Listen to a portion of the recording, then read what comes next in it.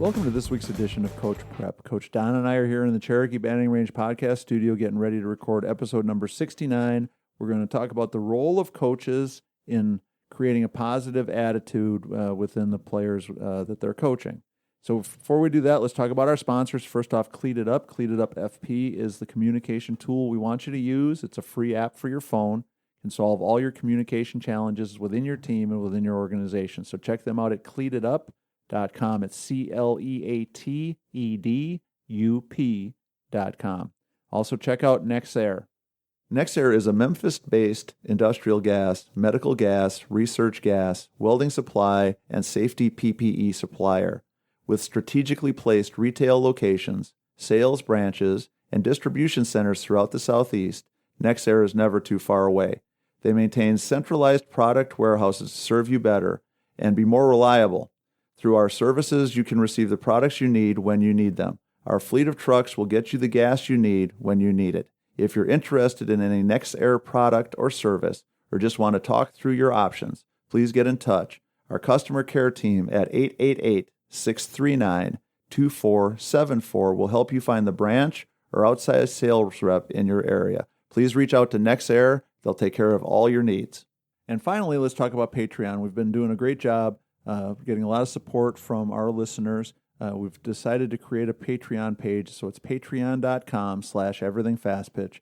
If you're in a position where you can help support us financially, there's 3 different levels of support, and it's really important to help us to continue to grow Coach Prep and Everything Fast Pitch. Coach Don and I have been doing this now for really almost 3 years, just at a point now where there's a lot of expenses, a lot of things that we can not continue to do on our own. We need help from our listeners. We want to keep Everything Fast Pitch and Coach Prep as a free service. So if you're in a position where you can become a patron, check us out at patreon.com/everythingfastpitch. So Don, we talk about softball logic pretty often, how it kind of seems that we have missed out on connecting the dots on some things that should be pretty obvious and I think would be really obvious in other arenas. So we're going to spend some time today talking about the role of the coach and how that coach impacts whether players really enjoy and love playing the game and whether it creates a positive attitude in the players that we coach. So kind of seems logical, doesn't it?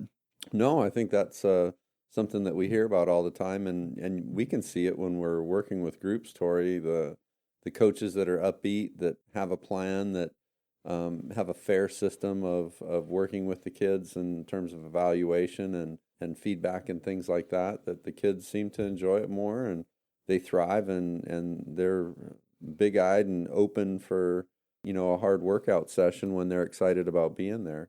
And a lot of that, you talked about it many times, is that it starts at the top. It starts with the coach. They set the tone, and, they create the atmosphere that's going to be consumed that day by the group. I found a study which I thought was an interesting read, but it was really one of those things because it was one of those duh kind of moments while I was reading it. So it makes sense to all of us, right? But yeah. The thing that struck me is that the more I read it, I could tell that even though it seems like it should be so obvious, I'm sure that there are some things that get lost in the translation. So just a couple of the key points that they started off with was that girls love to play and compete. And 93% of the girls that were interviewed say that they love to play or they like to play. They really like to play. 93% of the kids, and this was across all age groups. This was like from 9 to 17, that of the players, and not just softball, but all sports, okay, that 93% of the players that were in the top 2 of the categories, the love to play or really, really like to play. That 3/4 of those players across that age group all expected to play in high school for the ones that were younger than high school, or in college for the ones that were in high school age. They all wanted to move on. Right, and that 96% of those kids that were interviewed wanted to play for coaches and enjoyed playing for coaches more who valued development, learning to play the game well, becoming a better player more than the coaches who really value winning.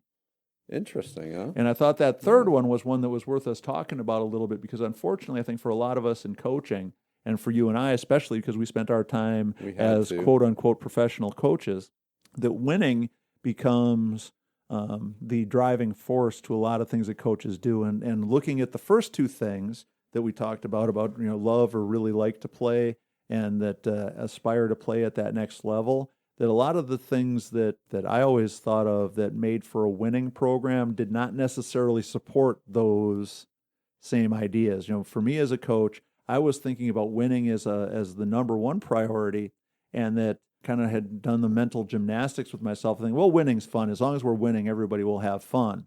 For us, though, that was kind of the job security, right? Right. But so winning was important for us. But now thinking about, for a lot of our coaches that are listening, are travel ball, rec ball, high school, middle school coaches, that their impact level on what happens in the future for these players is a lot more impactful, a lot more valuable, I think, than what we even did as college coaches, even though we were at that highest level. Well, we also, too, wanted the development. We wanted all those things because that was perpetuating the end result that we needed as well. But right. It's very enlightening to hear the mindset of the athletes that are in the trenches going, and the motivation that they have, the motivating factors they have that the coaches can draw from. So right. It's cool. Well, and the other thing that I thought was worth discussing is, that the players love playing for coaches that stress development right. and learning and becoming a better player.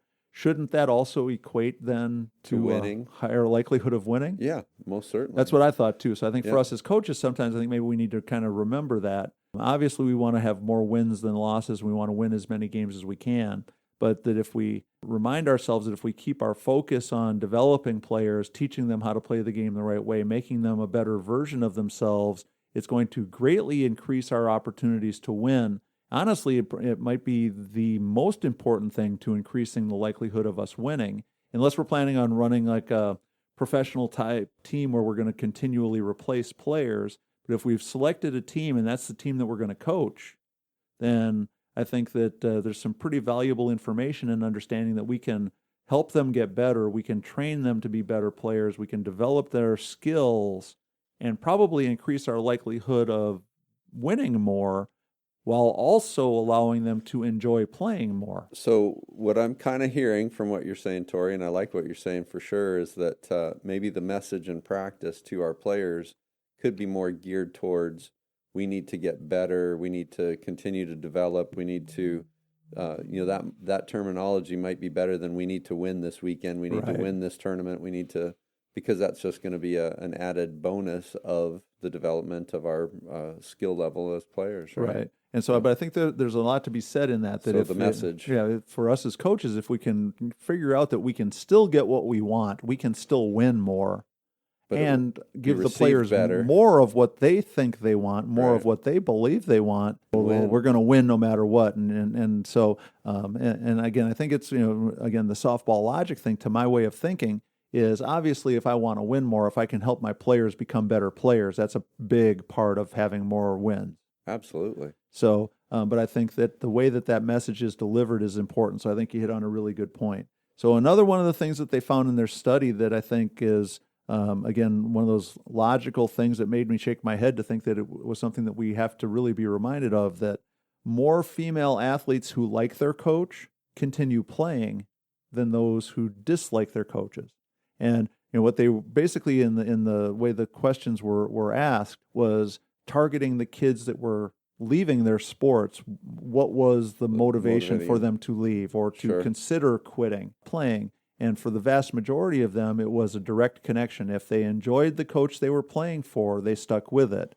If they disliked or didn't want to play for the coach that they had, they were much more likely to give it up. Boy, Tori, that's a tricky one, isn't it? Because, again, we have to have personalities that match. We have to have goals that are matching up to have an environment where we really do enjoy or are excited about that coach. So if those things aren't matching up, then it's tough to make an environment where they're happy. Right. And the thing that looking at this really made me kind of look take that proverbial walk down memory lane, is I firmly believe that looking back at my coaching career, it's probably about a 50-50 split.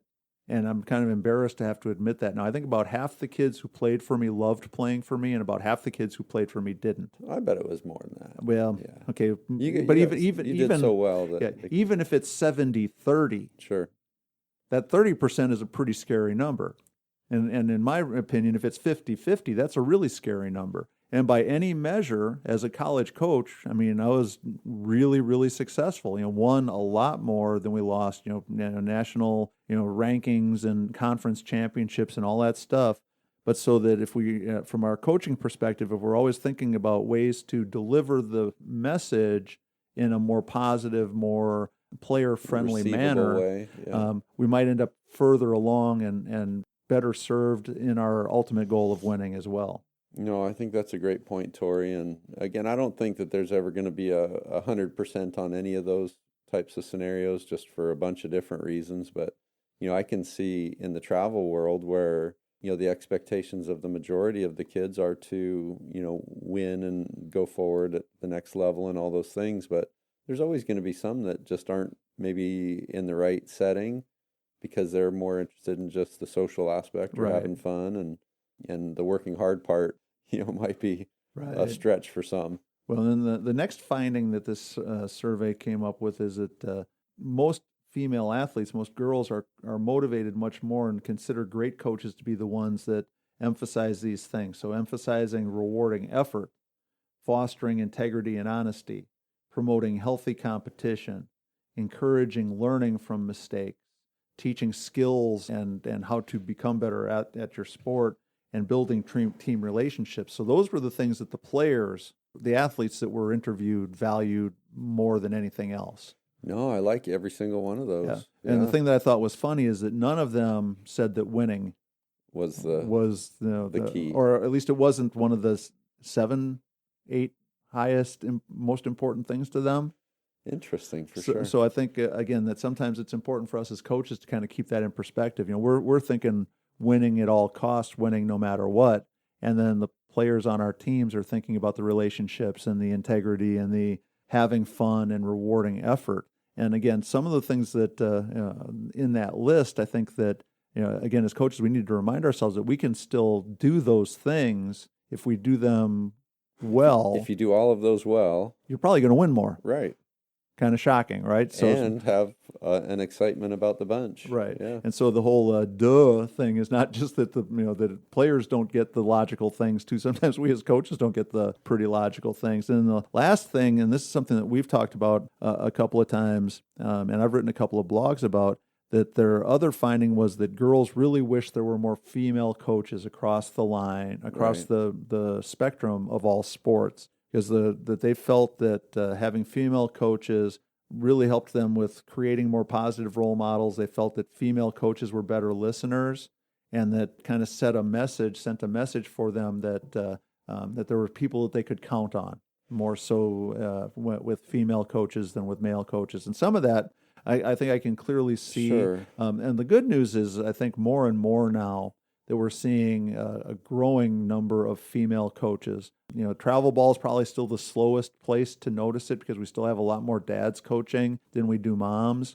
But at the high school level, at the college level, we're seeing a lot more women coaching women than we used to. Once upon a time when I was first starting off as a college coach, it was probably 60-40 male versus female. And I think it was probably 60% female, 40% male when I stopped. And I think that trend is continuing to lean more and more that way. Starting to see more and more high-profile female coaches. When we look at women's basketball now, you still have Gino Auriemma and a couple of the male coaches that are still really, really good. But you're seeing a lot more Dawn Staley's and Muffet McGraw's and Tara Vanderveers and people like that are at the very high end of women's basketball. And I think kind of the flip side of it, something that's really been an interesting and amazing thing to see, is we had another female hired in Major League Baseball this last week. Oh, exciting. So we've got 3 or 4 women now working as on-field coaches in Major League Baseball, so maybe at times they are a changin', as we used to say. But so I thought it was important for us to talk about this a little bit because we're heading into the new year. Want our coaches to be thinking about that. Obviously, we all want to win, but there's a lot of things to winning, and a lot of things that contribute to winning besides just the X's and O's and just the going out there, trying to teach kids how to be winners. I think we can teach them how to be winners and still do some things that make them enjoy the game more, and love being at practice and being at the games a little bit more. I'm excited for our topic today, Tori. I think that's great. And again, to stress those other ideas to get the end result we're all looking for is kind of cool. Right. And so to kind of wrap up that last point about the female coaches, one of the things that I would really recommend for all of our coaching dads out there is to try to bring in female coaches to help. One of the things that's become kind of the rage is bringing in former college players to work as assistant coaches or coaches. A couple of my former players now are coaching their daughters. With the team that I'm helping with now, one of our players is the daughter of one of your greatest players ever, Colleen Thornburn Smith. Awesome. And Colleen helps us and is on our coaching staff. I think whenever you can bring in that female influence, it's a good idea. And I think especially if your attitude is right about it, you can learn a lot from bringing in that perspective of somebody who played the game at a really high level. Because no matter how long you've coached it at a high level, you still never played it. Yeah, no, I know. And Colleen was fun too. She Yeah. played on the Canadian Olympic team and did a lot of fun things. Yeah. So that's exciting. Coaches, obviously you have a huge impact on the enthusiasm and the attitude that your players are going to have. Hopefully some of the stuff that we've talked about today will give you a little bit more information, a little bit more to ponder on as you start planning practices and getting ready for the spring season. So, Don, anything else for episode number 69? No, another exciting year coming, Tori. This is going to be great. So as we mentioned at the beginning, please check out cleatitup.com, NextAir, and our Patreon page, patreon.com/everythingfastpitch. If you have things that you would like us to talk about, topics you would like us to discuss, reach out to us at everythingfastpitch@gmail.com or fastpitchprep@gmail.com. Coach Don and I are always looking for feedback, looking for ideas. Please make sure you reach out to us and let us know what you're thinking. So for Coach Don McKinley and our producer Stan Lewis, this is Coach Tori in the Cherokee Batting Range podcast studio saying thanks for listening, and we'll talk to you again next week.